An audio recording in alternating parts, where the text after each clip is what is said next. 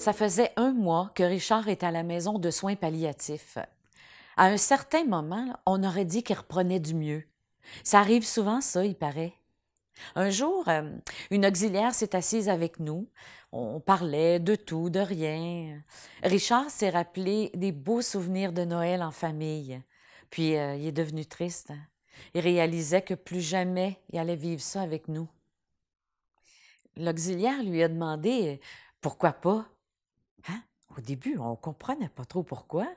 Noël, c'était dans 2 mois, puis on se doutait bien que Richard se rendrait pas jusque-là. Elle nous a dit que rien ne nous empêchait de faire une soirée, tous ensemble en famille, comme si c'était Noël.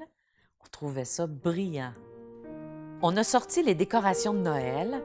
Richard m'a demandé de faire certains achats. Il voulait gâter son monde une dernière fois. L'infirmière nous a préparé sa médication pour la soirée, puis pour le lendemain matin, parce que Richard avait décidé de passer une dernière nuit chez nous. Ça fait qu'on s'est ramassés à fêter Noël en plein automne. C'était plutôt cocasse.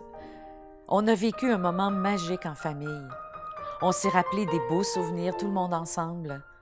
C'est comme si la maladie n'avait plus sa place, comme si on mettait toute cette histoire-là sur pause, le temps d'une soirée. Ça nous a tellement fait du bien. Mon mari était fatigué, mais était content d'avoir été là. Le lendemain matin, on a tous déjeuné, tout le monde ensemble, puis c'est là qu'il nous a remis 2 piles de lettres. Il nous a expliqué qu'il nous avait tous écrit une lettre qu'on pourrait lire au premier vrai Noël où il serait plus là. C'était sa façon à lui d'être présent malgré tout. Il nous a dit ce qu'on devait faire avec la 2e pile de lettres. Un de ses plus grands regrets, c'était de mourir sans voir sa petite fille grandir. Alors il a décidé de lui écrire une lettre pour chaque événement important de sa vie. Ses anniversaires, sa graduation, sa première grossesse, sa première maison. Il a fait ça avec l'aide de la bénévole qui l'accompagnait. Il avait l'impression que sa petite fille le connaîtrait mieux puis qu'elle saurait à quel point il l'aimait. C'est ça aussi les soins palliatifs.